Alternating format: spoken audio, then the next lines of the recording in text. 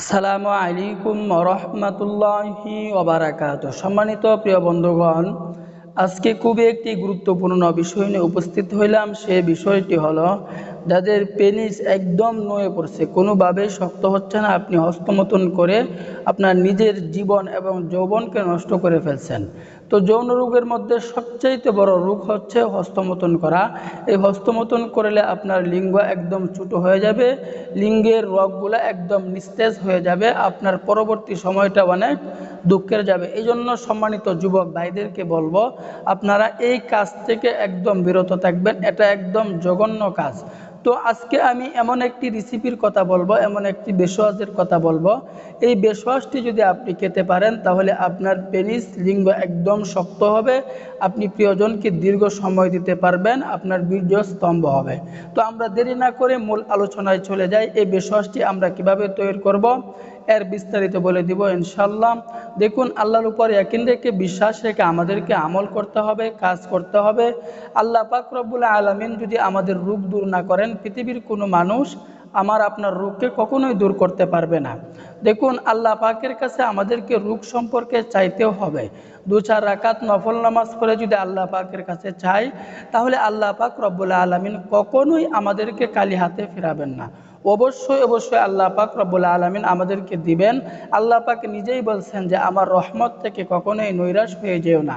এই কারণে আল্লাহর উপরে ইয়াকিন রেখে, বিশ্বাস রেখে আমাদেরকে আমল করতে হবে, কাজ করতে হবে। রোগ যেহেতু আপনার রিস্ক, আপনাকেই নিতে হবে, আমল আপনাকেই করতে হবে।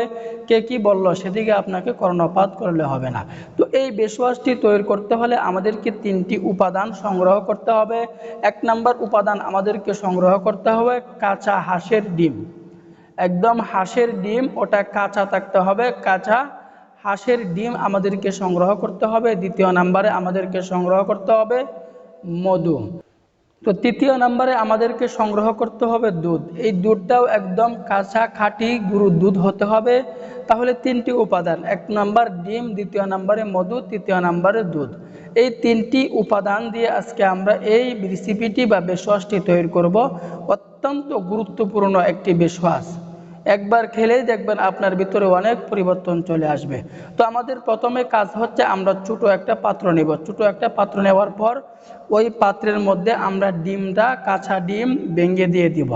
তো কাঁচা ডিম যখন আমি ওই পাত্রের মধ্যে ভেঙে দিব, দেওয়ার পরে আমি মধু, এই ক্ষেত্রে আমাদেরকে একটু সতর্ক থাকতে হবে।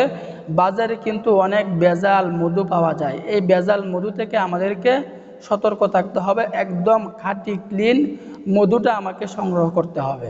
তো খাঁটি মধু যখন আমি সংগ্রহ করে ফেলব, ওই মধু থেকে আমি 3টা চামচ পরিমাণ মধু ওই পাত্রের মধ্যে আমি দিয়ে দিব। তো দেওয়ার পরে আমরা যে 3য় উপাদানটি নিয়েছিলাম, সেটি হলো দুধ। আমি পরিমাণ মতো, অল্প পরিমাণ মতো আমি গরুর কাঁচা খাঁটি দুধ ওই পাত্রের মধ্যে দিয়ে দিব। তো দেওয়ার পরে এই 3টা জিনিস, অর্থাৎ আপনার কাঁচা ডিম, মধু এবং গরুর কাঁচা দুধ, এই 3টা জিনিসকে আমি একদম ভালো করে মিশিয়ে নেব, ভালো করে মিক্সড করে নেব। তো মিক্সড করার পর এখন আমরা কোন নিয়মে খাবো, খাবারের নিয়মটি আমি বলে দিচ্ছি ইনশাল্লাহ। দেখুন, আল্লাহ পাক রব্বুল আলামিন আমাদের রোগকে দূর করার জন্য শেষ রাত্রিতে রাখতে থাকেন, অভাবের মধ্যে থাকলে আমার কাছে চাও, ঋণের মধ্যে থাকলে আমার কাছে চাও, আমি আল্লাহ পাক রব্বুল আলামিন তোমাকে দিব, তোমাকে দান করব। রোগ হলে আমাদেরকে আল্লাহ পাকের কাছে চাওয়ার মতো চাইলে অবশ্যই অবশ্যই আল্লাহ পাক রব্বুল আলামিন আমাদেরকে দিবেন। কখনোই হতাশ করবেন না, কখনোই নৈরাশ করবেন না। তো যখন আমরা এই বেশওয়াজটি তৈরি করে ফেলবো, তৈরি করার পর খাবারের নিয়মটি হচ্ছে, আমি প্রতিদিন রাত্রে শোয়ার আগে 1 চা চামচ করে এই মিশ্রণ থেকে আমি 1 চা চামচ করে আমি প্রতিদিন রাত্রে খাবো।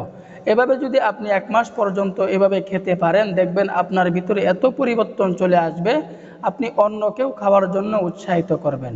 তো আল্লাহ পাক রব্বুল আলামিন আমাদের সকলকেই বুঝার, আমল করার তৌফিক দান করুন। আমিন।